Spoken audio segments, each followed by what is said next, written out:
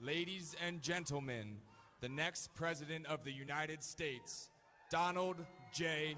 Trump.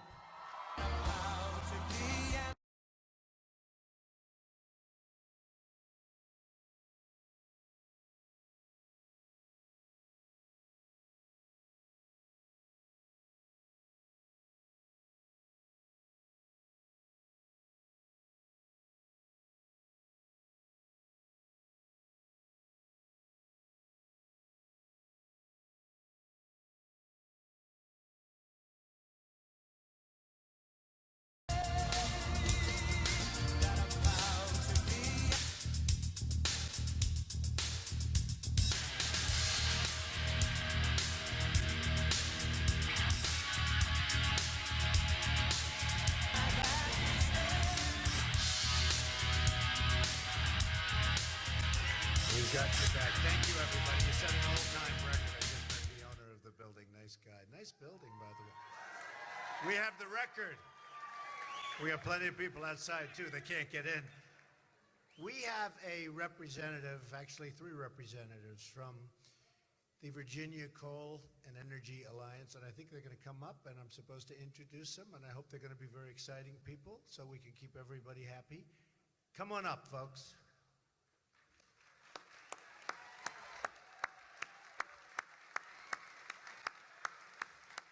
They are exciting people. Look at them.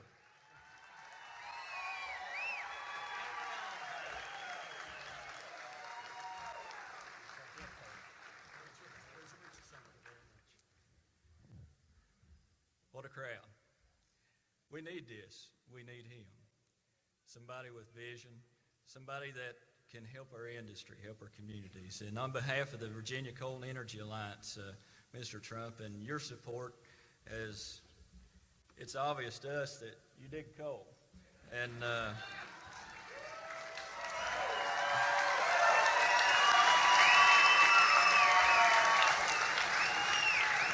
we thank you for that. Some definitely wanted support. We also have with us today Harry Childers, president of the Virginia Coal and Energy Alliance, and the oldest coal miner that I know in Virginia and probably in the United States of 68 years now.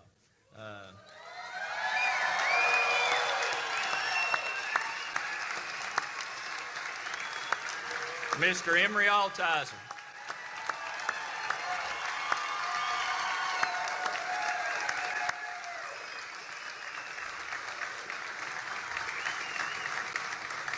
And, Mr. Trump, your support of us, we support you. We support your economic plan.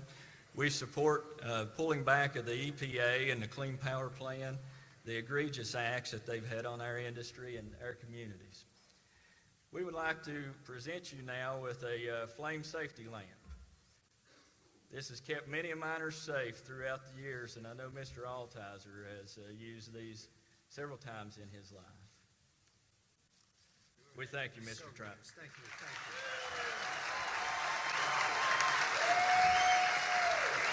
you. One other thing I'd like to say is Mr. Altizer is a World War II veteran as well.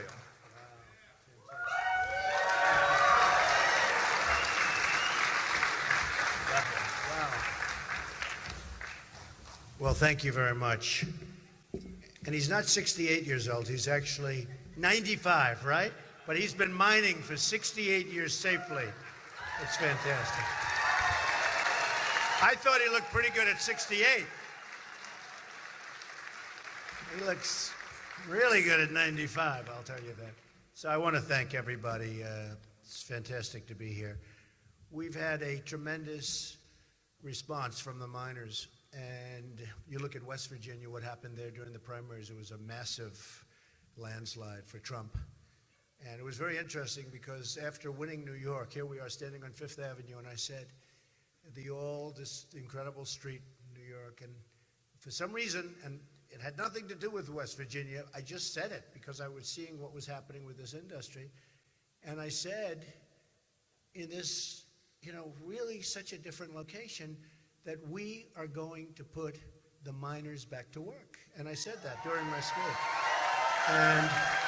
And by the way, and I meant it, And then a number of weeks later, I went to West Virginia, and we had a big, huge building, actually, and it was packed, and there were thousands and thousands of people, tens of thousands of people outside, and you've never seen so many people. And it was like love. It was like absolute love, the way they showed up, the miners. And, you know, we did so well there. It was something I won't forget. I mean, it was really incredible. And I pulled over some of the folks, because afterwards I was talking to some of the people, and some of the mine owners who have been really decimated and really, in many cases, destroyed by regulation and by what they're doing to the mines. And you look at all the mines that have been closed up. But I brought over some of the miners, and we were talking after the speech, and I said, could I ask you, like, would you ever think of maybe leaving and going into a different industry, going into a different job? And they all said, and I understood this very well, because, you know, my father was in real estate, I went into real estate, and we sort of do that. They said, Mr. Trump, we love mining. We don't want to do anything else. We love mining. I so understood that. It was so incredible. And they all said it like at the same time. They want to be miners. But their jobs have been taken away. And we're going to bring them back, folks. We're going to bring them back.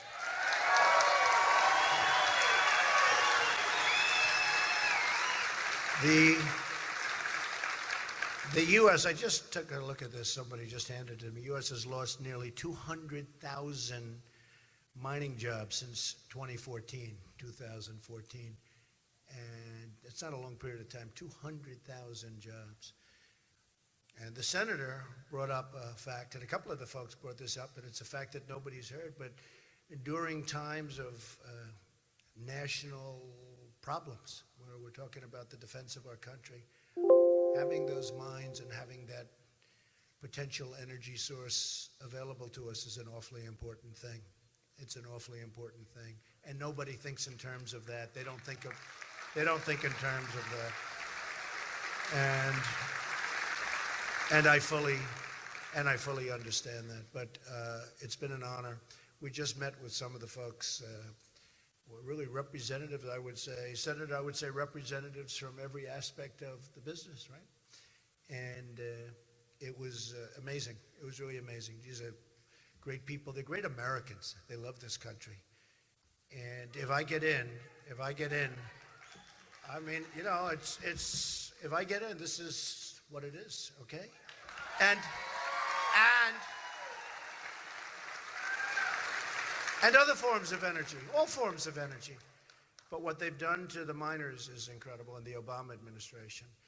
And you remember, and I think you might have just seen it, you know what they've done. And nobody knows, you know, clean coal.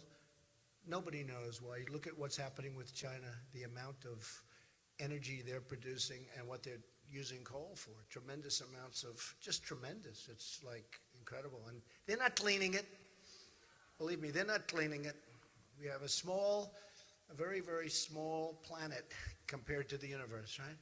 And that stuff is going up, and they're not cleaning it. And here we produce great stuff, and we're not allowed to use it, and it's getting worse and worse. So they're going to be out of business soon. Hillary Clinton will be worse than Obama. You know it. She'll be worse. Don't forget, when she made the statement, going to put the mines, and essentially going to put the mines and miners out of business, going to put them out of business. And I guess she forgot about West Virginia, right? She was going to West Virginia. She forgot about Virginia, too, in all fairness, you know. But, you know, she had West Virginia right after, short time after that. And you remember when she went into West Virginia, she met with that wonderful family, and the man, a miner for many years, and he was trying to explain to her, and she was trying to say, well, you know, I really want to keep you. She didn't know. She was groveling. She didn't know what to say. I don't think he was going to be easily convinced. Do we agree? Because she said it. Just like she said, and, you know, she said it was a mistake, that she's going to raise taxes in the middle class. You saw that one? Nah, maybe she misspoke. I mean, we have to give him a break. But it did come out awfully loud and clear. I don't know. Hey, look, hopefully it won't matter, okay? Hopefully it's not going to matter because she's not going to get the chair. But what I told the folks before, we were over at Peterbilt, the plant, incredible. But what I told the folks before is that you have to get out and vote. Because, you know, the miners, to a certain extent, they're so down and they've been treated so badly that they haven't been voting. They haven't been going out and voting like they can. And that includes members of their family that have left the mining business, members of the family, they've left coal, they've left everything. And they've gone into something else, and that's fine, that's great. But they live in Virginia, and they vote. And their parents are still in the coal world where they want to be, and that's where they want to be. But everybody has to get out and vote. If you get out and vote, we're pretty close in Virginia, and she's spending a fortune on ads. A friend of mine said he can't see television without seeing anti-Trump ads. And they're not even true. My friend actually said, they're not true. I said, I know. I could go over those ads one by one and show you it's fraudulent actually, but what are you going to do? She's spending Wall Street money on ads, and it's just one after another after another. And this guy kiddingly said, I just want to see one Ivory soap ad, one, just to break it. And we haven't spent anything yet. We will be, because we're doing well, but we haven't spent anything yet. We're holding it, but it's really a shame that they can say whatever they want to say. They try and demean and defame, and then you look at what she's doing with her emails. 33,000 missing emails. Yeah, 33,000. Yeah.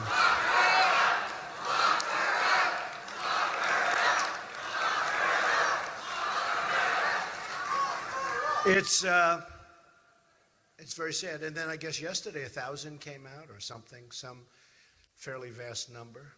Oh, I want to see the ones what I really would like to see, that we have to see the 33,000. Can you imagine? Remember, she said, I think it was for her wedding, the wedding of Chelsea, and it was for yoga classes. 33,000 emails. It's a lot of yoga. It's a lot of yoga. But a couple of very bad ones came out, and it's called Pay for Play.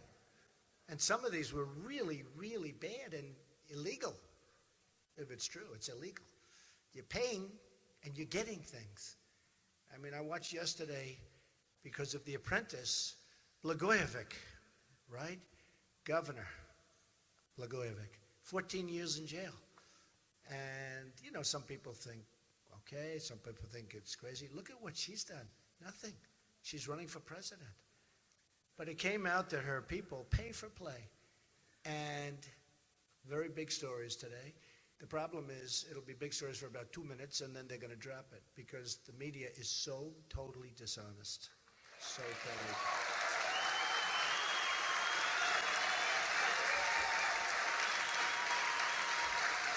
If that were me, the story that just came out this morning and really hidden from some of the major newspapers, hidden. If that were me, that would be the biggest story in the history of the various papers. They'd go quadruple spacing, boom, Trump. But with her, it's just terrible. I mean, some of them covered it big league, but some of them are just refusing to really report the facts. And I think it's going to get worse and worse, though, because I assume more stuff will come out. But this was big stuff. Pay for play. It's illegal. I mean, it's illegal.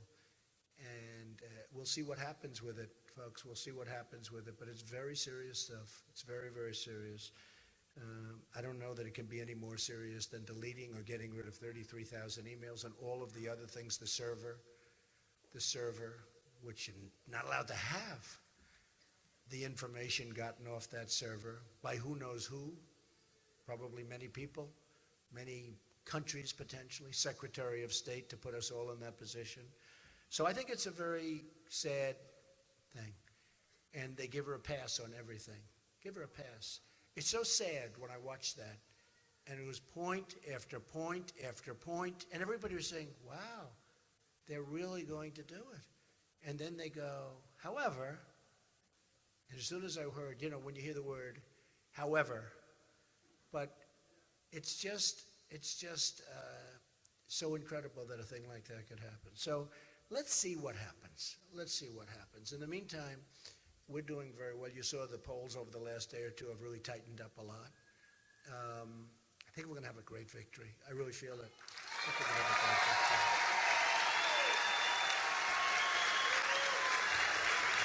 victory. One of the things I suggested is your ballots, you go and sign, do it early so you don't have to, because on November 8th we have our big day. And if you go in and sign, we have some people in the room now that I met before. They're going to be pushing hard, but put in your ballots.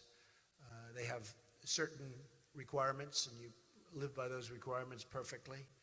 Make sure they don't lose your ballot. Make sure they don't lose your vote, which I'm sure, you know, and I just left a great place, North Carolina, and they just had a tremendous loss, voter ID. Voter ID.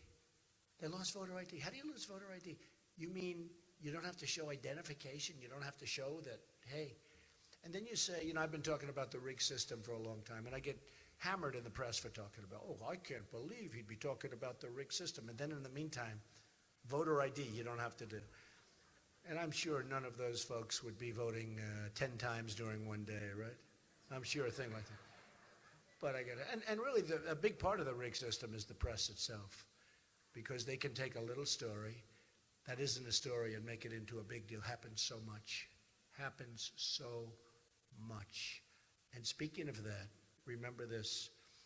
We have so many things that we have to protect in this country. We have to protect our Second Amendment, which is under siege. Remember that. Remember that. It's under siege.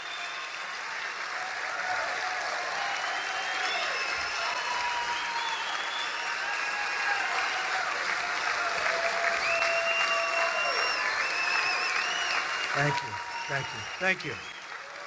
We have to, you know, I see, and by the way, we have a lot of unity in the Republican Party, but nobody talks about it. If one senator says, we're not voting for Trump, never Trump, some people were beaten so badly that they, you know, they just can't get there. And I understand that. I mean, I can see that can happen. So, you know, they've won throughout their lives politically, and then they lose an election by a lot to a guy that never ran before, okay?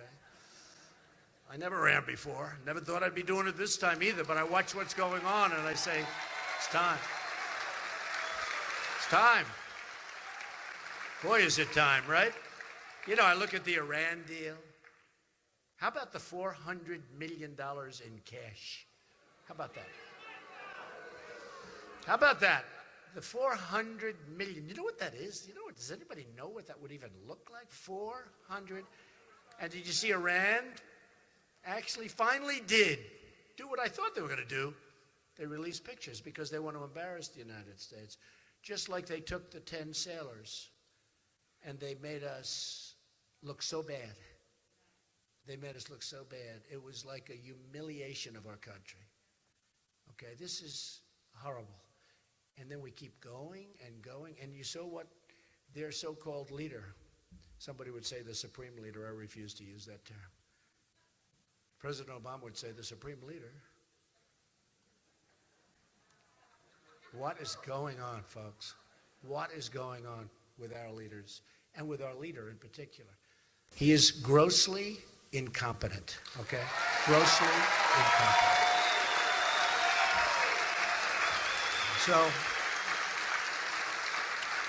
So they have $400 million in cash going. It happens to be the same day as the hostages were released. The hostages were in the airport for massive amounts of time. And I guess one of them said they wouldn't let us go because they were waiting for a certain plane to come in. And I just can't imagine what was on that plane, right? We can't imagine. I'm sure it had nothing to do with the $400 million. But isn't that unbelievable? And then he'll stand up and he'll say that one thing had nothing to do with the other. And that practically, I guess you could say, there's a 1 or 2% chance that, you know, that what he said is right. But that's about it. They would practically, they're saying they're waiting for something else on a plane to come in, right? And they were at the airport forever. And they say, and President Obama said, no, this had nothing to do with the hostages. And, you know, if you remember with Obamacare, He said, you can keep your plan, you can keep your doctor, you have your doctor, you have your plan. How many times? He said it 28 times or something. And many Democrats approved that disaster. It's a disaster. We're going to repeal it and replace it, by the way.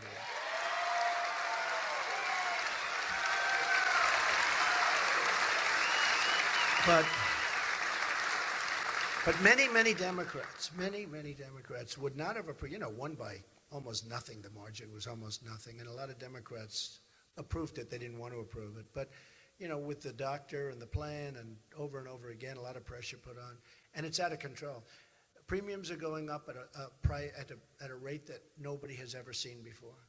In Texas, through Blue Cross Blue Shield, they just had almost a 50% increase. And the big increase is now going to come on November 1st. And they're trying to delay it till after the election because it is catastrophic. It is going to be an increase like never before. I'm hearing numbers that I don't even want to say because the press will say, oh, that's terrible, he exaggerated. It's not going to be an exaggeration. It's going to be election changing. And we can't let those numbers be released on another date sometime after the election because it will show what a total disaster Obamacare is. So important. So I just say to all of the politicians in the room and your great congressman, who's a terrific guy. Where is he, by the way? Yeah, he's here. Oh, Congressman, stand up. Stand up. Vote for him. He's our guy. Senator, stand up, Senator. Come on, Senator. Good. Now, we have great people here. So right now they're swimming uphill. But with Trump, we'll be just sliding beautifully down. It'll be a whole different deal. It'll be a whole different deal. And it can happen quickly. It can happen. We discussed that. We had a big meeting and we discussed it. It's going to happen very quickly. Doesn't need to go through Congress and doesn't need to go through lots of different things. EPA is very important, what they've done. And we want, everybody agrees, we want clean air and we want clean water. Do we agree? I want. So I very much appreciate the meeting. It was a great meeting. I just want to say that Virginia has lost 1 in 3 manufacturing jobs since NAFTA. Now, NAFTA was signed by Bill Clinton. NAFTA is a disaster. It's been a disaster not only for Virginia, but for virtually every state. Upstate New York, it looks like a war zone. That's why I won so much. And I got the upstate vote in numbers that nobody's seen before. Upstate New York, you go to New England, you see the factories, these beautiful old factories that you see, they were once thriving, thousands and thousands of people working. And those people now are doing part-time jobs. They're working 2 jobs. They're making less money than they made 18 years ago. I don't know if you saw that statistic, where people, and people in this room too, but where people are making less money now in real wages than they made 18 years ago and even longer. And they've gotten older, and they're working harder. It's not supposed to be that way. Hey, of course, I've gotten older and I'm working harder too, to be honest with you. I didn't need this. I could have enjoyed myself a lot.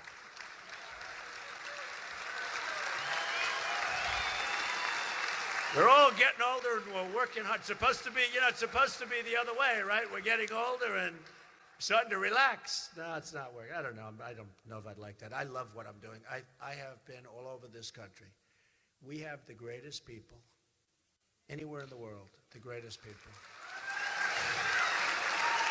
And I have the greatest supporters. We have the most loyal supporters and the smartest. They always like to demean everything. They try and demean supporters. They're always trying to put a little knock, little shots. Boom, boom, boom.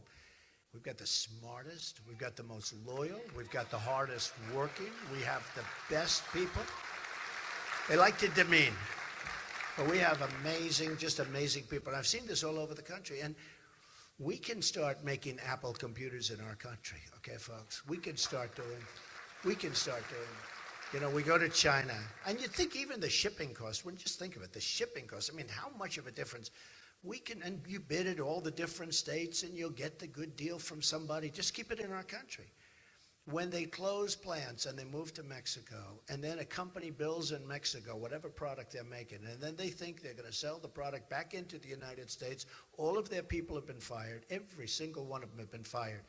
And they're now using people from another nation to make the same product.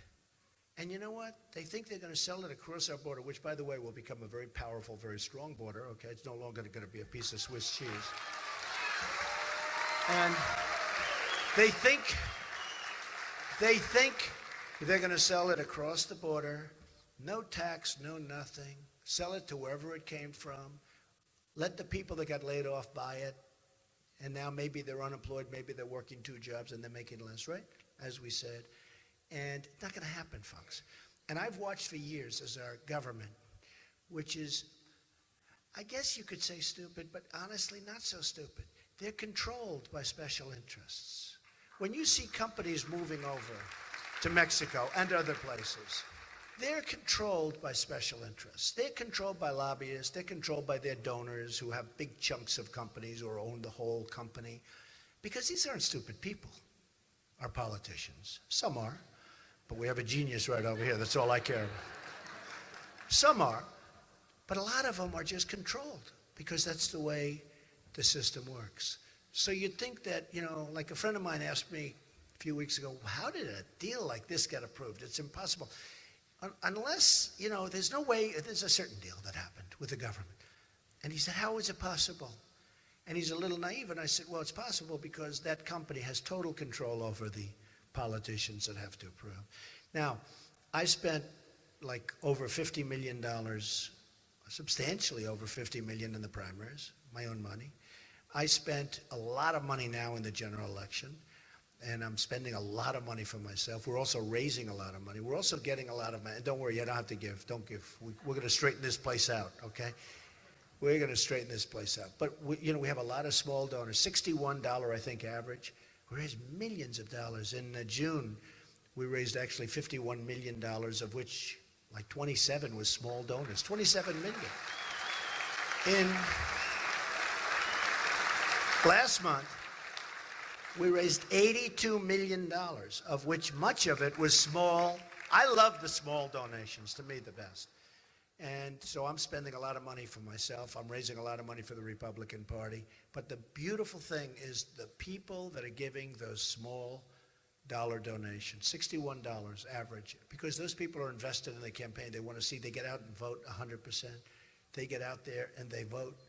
And it's so important. And a Republican generally doesn't have that. You know who had it? Bernie Sanders had it. He raised a lot of money with that. And we have different side of the ledger. But we have the same thing. I mean, we have a tremendous amount. People are shocked. In fact, newspapers that truly hate me put it on the front page. They couldn't believe that. They actually were very nice about it. Because, you know, the month before, we raised nothing. I want to make sure I got the nomination, if you don't mind, okay? You know. I wasn't going to go wild. But once we started in June. And in June, I think we did 51 million, and then we did 82 million, and now we have very good numbers coming in again. So we're equipped. We have to get the people out. We have to get them out to vote, but we're equipped. We're going to do a job for you folks, and you're going to be really happy in Virginia, I'll tell you. And I'm not only talking, by the way, I'm not only talking about the miners. I'm talking about the whole state, because look, Virginia's lost 1 in 3 manufacturing jobs, right? Since NAFTA, signed by Bill Clinton, a disaster. Didn't hurt him, it hurt every other president. That's where the country emptied out. Without an agreement even signed, the existing U.S. trade deficit with TPP, it's a disaster. Trans-Pacific Partnership is a disaster. It will be as bad, if that's possible. I think NAFTA is the worst economic development deal ever signed by any country anywhere in the world. That's how bad it is. And you know, I said, and as part of my platform, I made a speech the other day, some of you saw it. I said, we're going to renegotiate NAFTA. And they said, well, supposing they don't renegotiate. I said, that's okay, then we're going out. We're out of it. Because it's sucking our jobs out of the country. I tell the story because it's such a perfect story. I could go out and hire a consulting firm, pay them $1 million, and they'll spend months on, you know, telling me what's going on with here and Mexico and the different places, right? But I have much better. I have a friend who builds plants. I said, how you doing? He said, unbelievable. I said, great, it's going well in the United States. He's a U.S. guy. He loves this country. He said, no, Donald, it's going unbelievable in Mexico. He said, we're building some of the greatest plants in the world. He said, he called it the eighth wonder of the world. He said, Mexico is the eighth wonder of the world. I said, how about here? He said, not so good, not so good. Can you believe this? He's an American guy. He wants to build here. But just through years and years, I think he's the biggest in the world at plants, or just one of them. But he builds plants. And he's really, he can't believe what's going on in Mexico. Now, that's better than hiring the consulting firm and saying, tell me how we're doing against Mexico. I mean, I know the answer. Because he could give me the answer better than any guy that graduated from the Wharton School of Finance, that you're paying a lot of money and he'll go around and do surveys, right? It's common sense. And it costs me nothing, right? But that's what's happening. That's what's happening. So not only is it the miners, it's, you know, you look at manufacturing jobs, are gone. But NAFTA's one of the worst deals ever signed by our country, certainly the worst in terms of economic development, what it's done to us. The destruction of manufacturing in Virginia was caused by Bill Clinton's signing of NAFTA. And then she'll come along. And she had a very interesting thing, because 2 days ago in the Washington Post, I was shocked. In fact, I had to read the story twice to believe it. They did a story on a big story. She was a senator from New York. And she made tremendous promises of what she was going to do for New York when she became senator. And she won the race, and she was a disaster. We lost jobs, tremendous numbers of jobs. She said she's going to help rebuild upstate New York and all these places where all these jobs were taken because of NAFTA and bills that her husband signed, the whole thing. But she said she was going to do a great job, and it was a disaster. She was going to create, I think it was 200,000 jobs, 200,000 jobs. It was negative. It went to hell. It's all talk. It's all talk. And now she's doing the same thing. She's going to make a job speech or something tomorrow, a speech on the economy. Look at what she did during her term as senator. Take a look at what happened during her first term. Take a look at what happened. Take a look at the results. What she said. Of all newspapers, it was the Washington Post that did it. It was like the most devastating article. In fact, I think I'm going to use it on my stump speech, because you can't, it just doesn't get any worse. She promised the world, and it went like this. It went down, and she got virtually no legislation passed. She couldn't get anything passed. It was unbelievable. At the same time, or similar time, a little while ago, they had an article about Donald Trump and what I did for New York and Manhattan and the buildings and the revitalization and all of that. I mean, they gave me a lot of credit for getting it all started and doing great jobs. And I don't want to brag about it, but I'm contrasting that.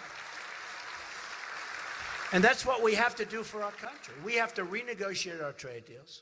We have to bring trade back. We have to bring jobs back to this country. We have to bring jobs back to our country. We're losing our jobs. I mean, frankly,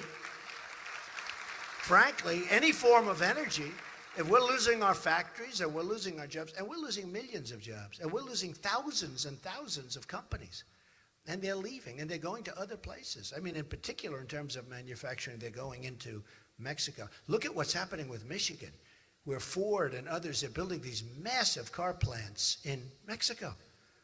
Folks, they're going to build cars, and under Clinton, they're going to just build them there and let them come roaring in, and all those jobs, thousands of jobs, over 100,000 jobs gone in Michigan. Car jobs, all car jobs. And I'm going in front of Michigan. I think we have a good chance of winning Michigan, I think, because I've been talking about this for years. And Hillary wouldn't know what to do. So I just ask people, when she makes her speech tomorrow or whenever she's doing it, she'll stand at the teleprompter, she'll spin around a couple of times, always a very short speech. Then she gets off the stage. She goes back home, she goes to sleep. When she makes her speech tomorrow, very limited time. Do you ever notice? Very limited. Everything's very limited. No effort, no time. Great effort, but doesn't spend any time. She'll make a speech and you'll see her a little while later. I mean, take a look during the primaries, take a look at the whole thing. When she goes out and she makes her speech on economic development, or on trade or in the economy or whatever she's going to be talking about, refer yourself to yesterday. Take a look at the Washington Post. Take a look at the promises she made as a senator from New York and the job she was going to create. Take a look at what happened. It is a wasteland what's happened up there. Our jobs got sucked away from us. Our factories are falling down. Just from the rain and the wind, the ice, the snow, they're falling down. These plants are falling down. And you could envision 30, 40 years ago, 25 years ago, vibrancy. And now take a look. But you have to read this story. And I think the biggest shock, if I read this story anywhere else, because I know the story. I mean, I know. She did nothing. She had 3 minor bills passed. One was the naming of a building and very little stuff. She did nothing. But if this were in any other paper, I probably wouldn't have made such a big impact. But this was in the Washington Post, one of the most dishonest papers in the world in terms of me, what they say. You know, it's unbelievable. The New York Times actually did a story, and this is sort of amazing. They actually said, in a way, that they're biased toward me. They actually said it. They said, we hate him so much. Essentially, they're saying, we hate him so much, we're going to be biased. And most people have never seen a story like that. Even I was surprised. You know, normally you'd think they wouldn't want to admit it. They practically admitted it, but you'll look at it. But look at the Washington Post from 2 days ago. Look at the story on Hillary Clinton. Compare that with what she says tomorrow. We're never going to let her escape it, because everything she says is all talk, no action. It's all talk, it's no action.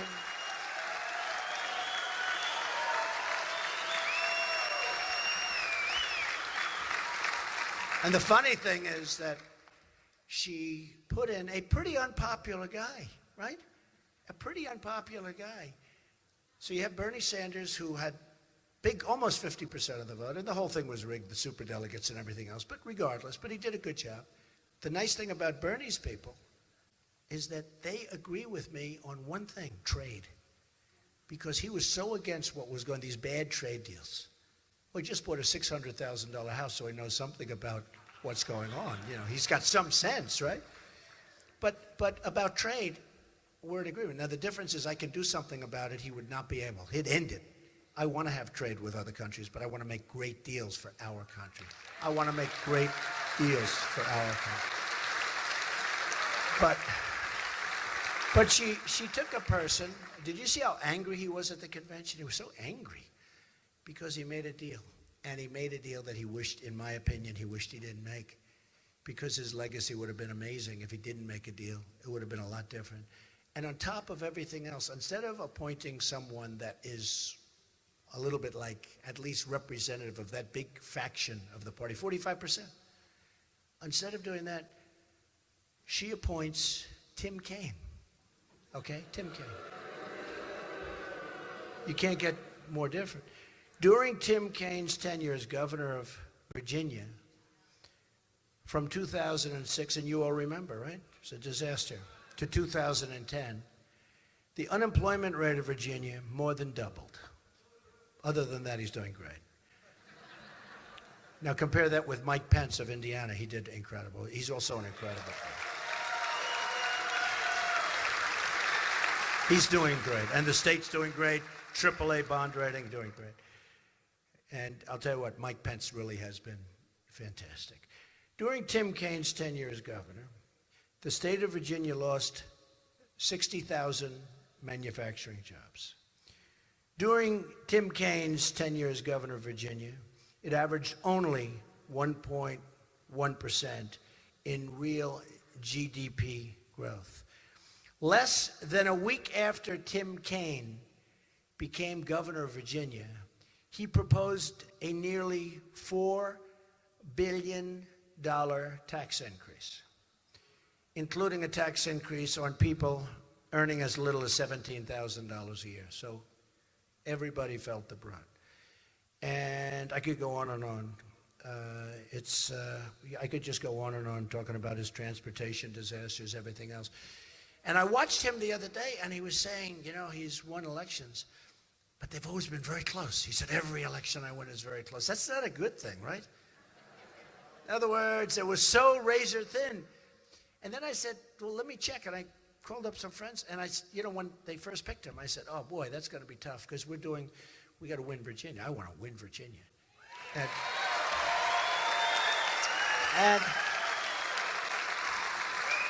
And what happened is, so during this period of time, I'm saying, call up a friend calls me, 3 or 4 people call me. I have a lot of property in Virginia, in Charlottesville. We have the property on the Potomac River, Potomac Falls, Sterling, Loudoun County. We love Loudoun County. We have a lot of stuff. We employ a lot of people in Virginia. It's a great place, great. I don't know if you know my Charlottesville place, but it's a fantastic place. It's now a winery. It's one of the largest wineries on the East Coast. We have a lot of employees there. They're doing great with Virginia wine, which has become a very big thing. And so I have a big stake in Virginia. We have a lot of different property in Virginia. It's just, these 2 places are incredible. They're incredible places. But I figured she was going to pick somebody that was unbelievable.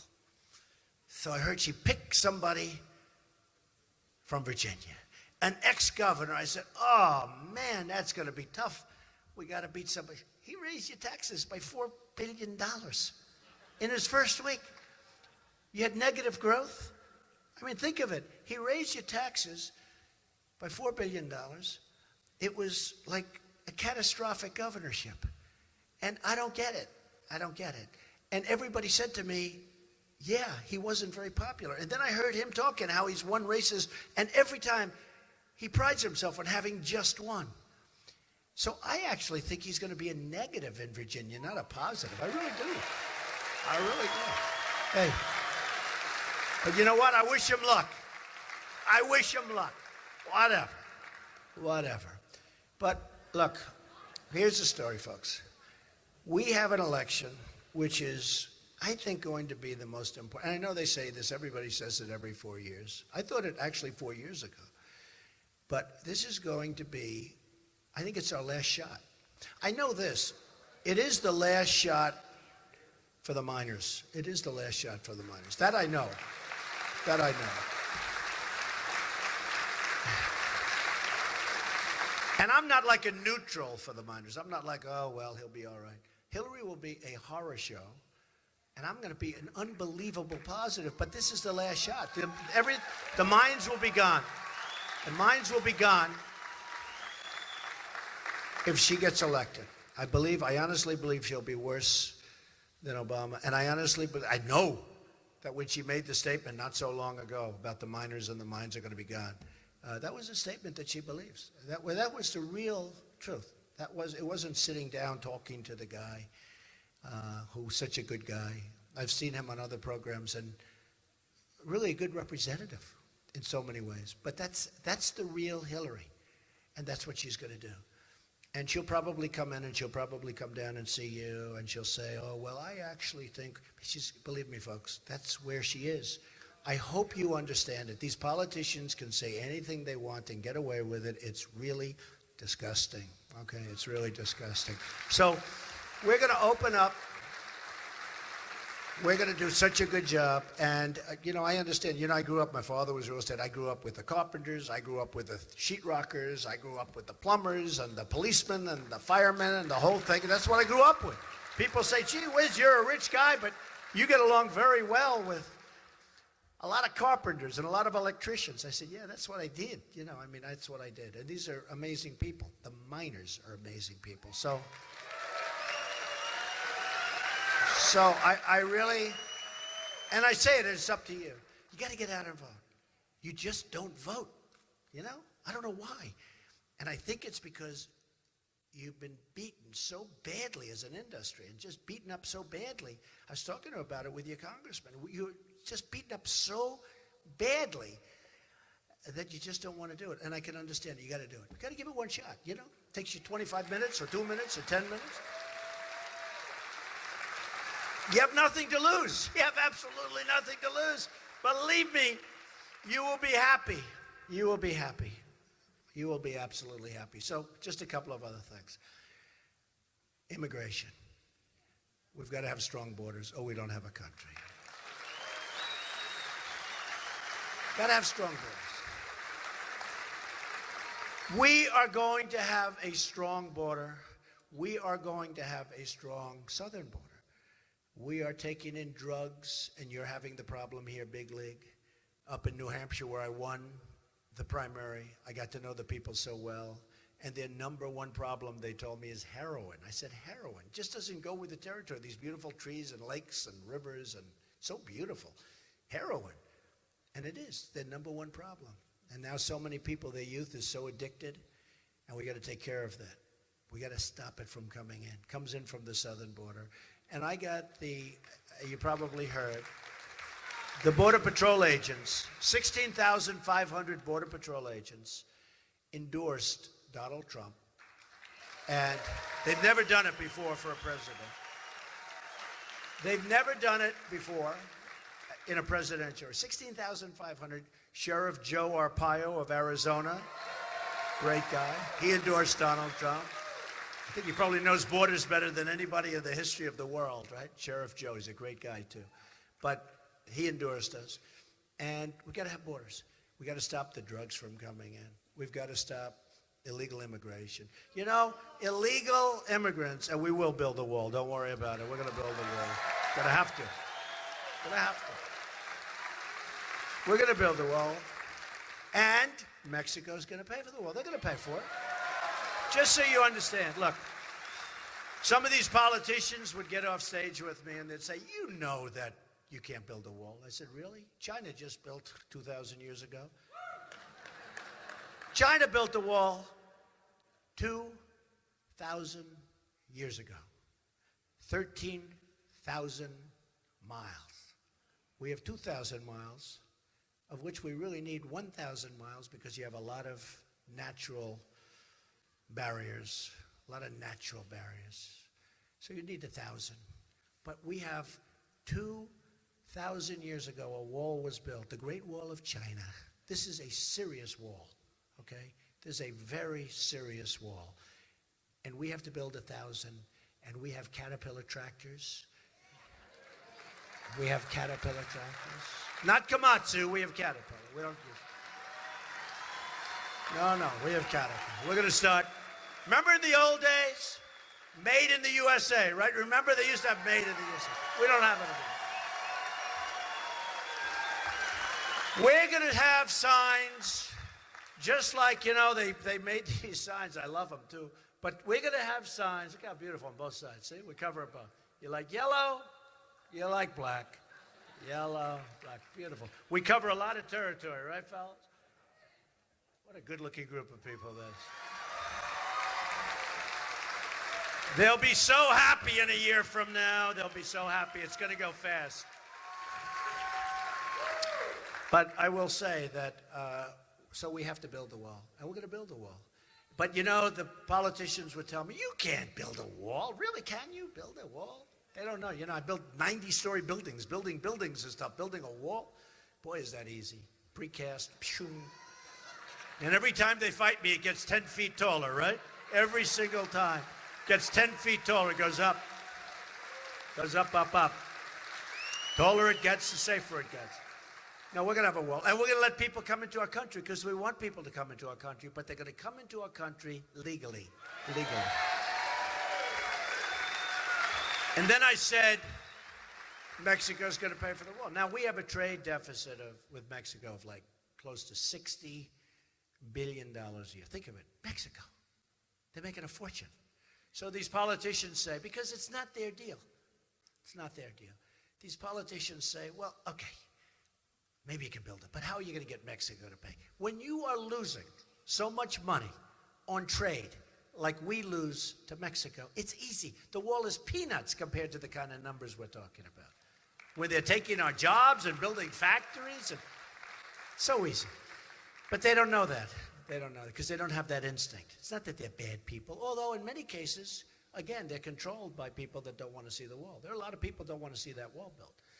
And those are people that have reason to not want the wall built. And in many cases, again, they're representing their special interest groups, their lobbyists, their donors are representing companies where it's not to the advantage to have the wall built. But we're going to build the wall. We're going to stop drugs from coming in. We're going to stop all of this illegal immigration, and I see a lot of military guys in the room. We have illegal immigrants treated better than our vets in many cases, and that's going to stop. We have vets that are treated so badly. The Veterans Administration is a disaster. We're going to take care of our vets. Our military is depleted. It's depleted. We're going to build up our military. We're using fighters that are 18 years old where they can't even get parts. They have to go to airplane graveyards to get parts for our fighter jets. 2 went down last week. You saw that. So we're going to make a lot of changes, folks. We're going to make a lot of changes. So we have, just to sum up, Obamacare out. Repeal and replace. Very important. Common Core, we want education local. We're getting rid of Common Core. We're getting rid of Common Core. And it's obviously not working. Look at what's happening with our education. Look at where we're ranked worldwide. It's not working, folks. We don't need bureaucrats in Washington telling us how to educate our children in Virginia, okay? So we don't need it. Bureaucrats that make a lot of money, by the way. We're going to have strong borders. We're going to make great, great trade deals. We're going to bring jobs back. We're going to make money. We're going to make money for our country. We need money. We're losing a fortune. We're losing almost $800 billion. Think of it. $800 billion a year trade deficits worldwide. $800 billion. It's going to end, folks. It's going to end. We're going to have great relationships with these countries, and we're going to trade with these countries, but it's going to be a two-way street, not a one-way street. Right now, it's a one-way street. It's a one-way street to unemployment. They're stripping us. They're stripping us of our jobs. They're stripping us of our money. They're taking our manufacturing. I mean, every time I come to a location, I have statisticians, and they give me these numbers. I don't even need the statisticians, no matter where I go. I mean, manufacturing way down, always way down. Not going up, it goes down, keeps going down. They're moving to other places. They're moving to other countries. They're moving a lot to Mexico. It's not going to happen anymore, folks. We're going to keep our companies, and if they want to move, that's okay, but there is going to be retribution. It's going to be, there are going to be consequences. Going to be consequences. They want to sell product into our country, they're going to fire all our people.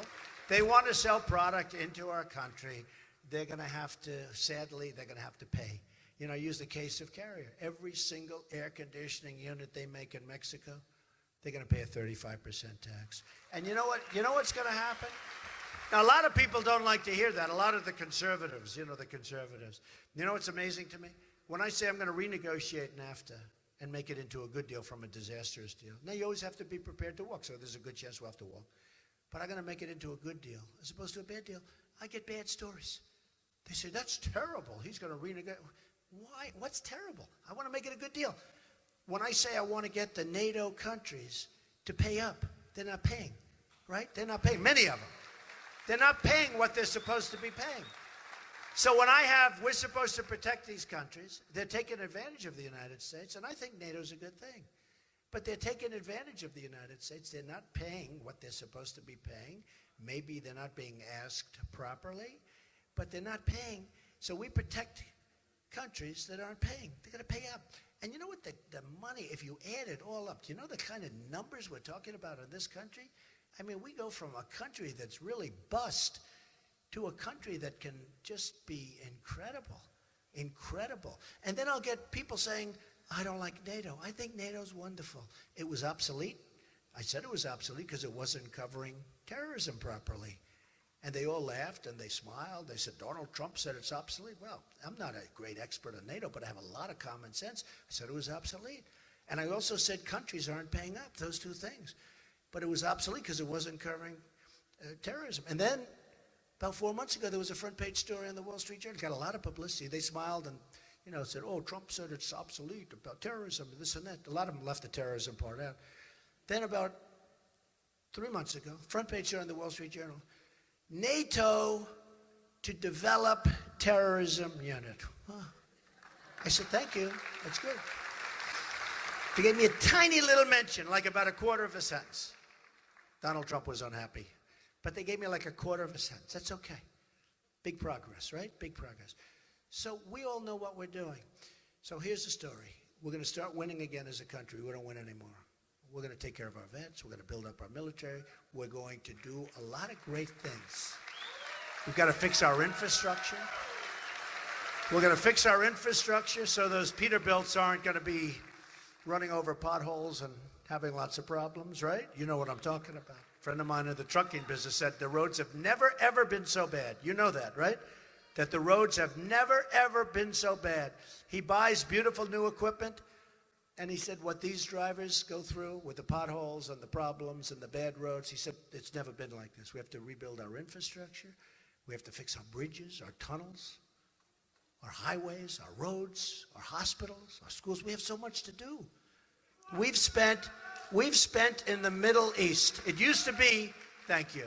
It used to be, I've been saying for years, $2 trillion in Iraq. We shouldn't have been in Iraq. I said, don't go to Iraq. You're going to destabilize the Middle East. That's exactly what happened. And a lot of other things happened. Hillary Clinton's policies have been a disaster from the time she got, look at Libya. What did we get out of Libya? I mean, that's been a disaster. You look at what she's done. You look at the bad decisions that she's made. You look at the bad judgment, like Bernie Sanders said, she's got bad judgment. You look at the bad judgment, and now we're going to put her in charge of our country? We won't have a country left. So I just ask the people of Virginia and the people in this room, and in particular because we're in such a mining area, give it one more chance. I know you're discouraged. Give it one more chance. If you're not feeling good, if you're so sick you can't move, if your wife got angry at you and you don't want to get out of the house, say, I'm sorry. I'm just sorry, Charlotte. I'm going out to vote for Trump. Okay? You have to go. Give it, seriously, give it one more chance. Go out and sign those early ballots. Go out and vote on November 8th. You can sign the ballot and you don't even have to. But give it one more chance. I promise you, you will be happy. Okay, fellas? These are tough cookies. I'm not lying to these guys. All right? You got to get them out there. Give it one more chance.